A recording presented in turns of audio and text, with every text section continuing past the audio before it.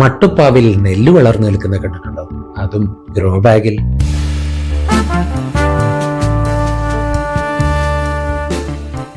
വേണ നെല്ല് ടെറസിലും കതിരിടും. ചിറയൻകീഴ് കൃഷിഭവന് കീഴിൽ പ്രവർത്തിക്കുന്ന കാർഷിക കർമ്മസേനയിലെ അംഗമായ ശ്രീകുമാരി ചേച്ചിയാണ് മട്ടുപ്പാവിൽ ഒരു കൊച്ചു നെൽപ്പാടം ഒരുക്കിയിരിക്കുന്നത്. ഈ വേറിട്ട നെൽകൃഷിയുടെ കാഴ്ച കാണാം. അപ്പോൾ വീഡിയോ ഇഷ്ടമായെങ്കിൽ എല്ലാവരും ഇത് പരമാവധി ആൾക്കാരിലേക്ക് ഒന്ന് ഷെയർ ചെയ്യുക. അതുപോലെ എല്ലാവരും നമ്മുടെ ചാനൽ ഒന്ന് സബ്സ്ക്രൈബ് ചെയ്യുക. നെല്ല് നമ്മൾ വയലിൽ കണ്ടിട്ടുണ്ട്, കരയിലും കണ്ടിട്ടുണ്ട്.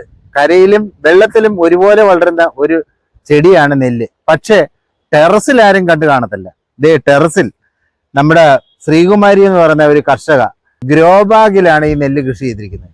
ഗ്രോ ബാഗിൽ കൃഷി ചെയ്തിരിക്കുന്ന ഇത് നാടൻ ഇനത്തിൽപ്പെട്ട ഒരു കറുത്ത നെല്ല് വിളയുന്ന ഒരു പ്രത്യേകതരം ഇനം നെല്ലാണ് ഈ കാണുന്നത്. ഇത് ഏതാണ്ട് കതിരായി തുടങ്ങിയിട്ടുണ്ട്, കതിരിൻ്റെ പരുവം എത്തിയിട്ടുണ്ട്.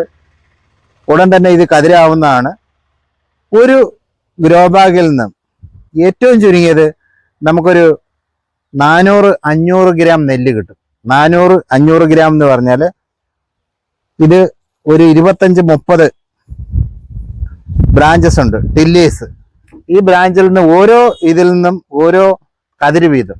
ആ കണക്കിൽ ഏകദേശം 1/2 കിലോ നെല്ല് നമുക്ക് ധാരാളമായി ഇതിൽ നിന്ന് കിട്ടും. ഏകദേശം ഒരു 100 ഗ്രോ ബാഗിലാണ് ഈ കാണുന്ന നെല്ല്, മട്ടുപ്പാവിലെ നെല്ല് കൃഷി. 100 ഗ്രോ ബാഗ് എന്ന് പറഞ്ഞാൽ നമ്മൾ അത്ര നിസ്സാരമായിട്ട് കാണണ്ട കേട്ടോ. കാരണം ഓരോ ഗ്രോ ബാഗിലും ഏതാണ്ട് 3 നെൽമണികളാണ് നട്ടിരിക്കുന്നത്. 500 ഗ്രാം എന്ന് പറയുമ്പോൾ 100 ഗ്രോ ബാഗിൽ നിന്ന് ഏകദേശം 50 കിലോ നെല്ലായി. 50 കിലോ നെല്ല് കുത്തിയാൽ നമുക്കറിയാം 10-35 കിലോ അരി കിട്ടും. 30 കിലോ ആണെങ്കിൽ പോലും ഇവര് ശ്രീകുമാരി എന്ന കർഷകയാണ് ഇത് കൃഷി ചെയ്തിരിക്കുന്നത്. ശ്രീകുമാരിയും കുടുംബവും എന്ന് പറഞ്ഞാൽ അവർ 3 പേരാണുള്ളത്.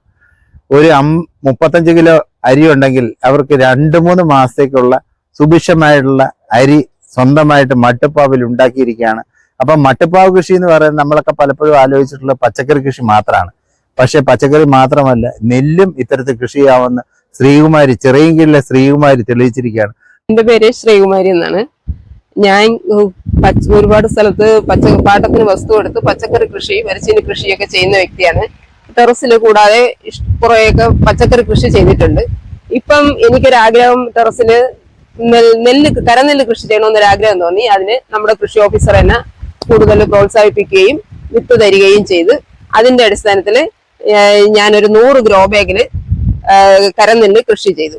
എനിക്കത് നല്ല രീതിയിൽ വന്നു എന്ന് തന്നെയാണ് എനിക്ക് തോന്നുന്നത്. ഇപ്പൊ ഏകദേശം കതിര് വരാറായിട്ടുണ്ട്.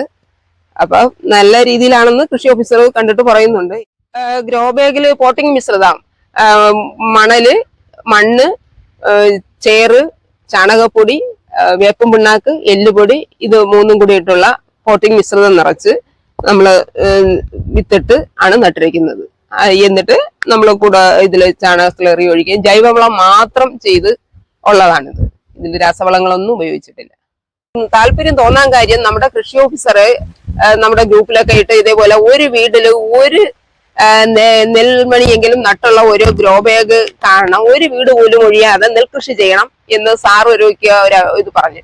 അപ്പൊ അത് കേട്ടപ്പോ എനിക്ക് ഇതിനോട് ഒരു പ്രത്യേക താല്പര്യം തോന്നി. സാർ തന്നെ വിത്ത് തരികയും ഗ്രോ ബാഗിൽ പോട്ടിംഗ് മിശ്രിതം നിറച്ച് നമ്മള് ഇത് വിത്തിട്ട് ഓരോ ഗ്രോ ബാഗിൽ 3 നെൽമണി വീതം ഇട്ട് നട്ടു. ഇപ്പൊ ഒരുപാട് ബ്രാഞ്ചസ് ഉണ്ട്. ഇതിന്റെ ഒരു ഇതായി ഇപ്പൊ നല്ലതുപോലെ നിൽക്കുന്നുണ്ട്. കർഷക എന്ന് പറയുമ്പോൾ നമ്മുടെ മനസ്സിൽ വരുന്നത് നെൽകൃഷി തന്നെയാണ്. അപ്പം നെൽകൃഷി ചെയ്യാനായിട്ട് എനിക്ക് സ്വന്തമായിട്ട് പാടമോ ഒന്നുമില്ല.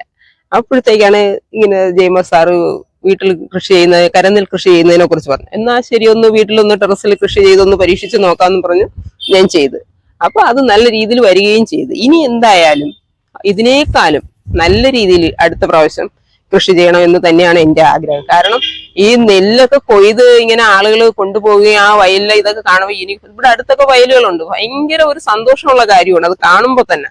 നമ്മുടെ മനസ്സിന് അതൊരു ഇതാണ്. അപ്പോഴും നമുക്ക് തോന്നി എന്നാ ഒന്ന് വീട്ടിൽ പരീക്ഷിച്ച് നോക്കാന്ന് വിചാരിച്ച് ഞാൻ ടെറസിൽ ചെയ്തു. അപ്പൊ അത് നല്ല രീതിയിലാവുകയും ചെയ്തു. അതുകൊണ്ട് ഇനി എന്തായാലും അടുത്ത പ്രാവശ്യം ഞാൻ ഈ ടെറസ് മൊത്തം, ഏകദേശം ടെറസ് മൊത്തം അല്ലെങ്കിൽ ഇതിന്റെ പകുതിയിലെങ്കിലും ഞാൻ കരനെല്ല് ചെയ്തിരിക്കും.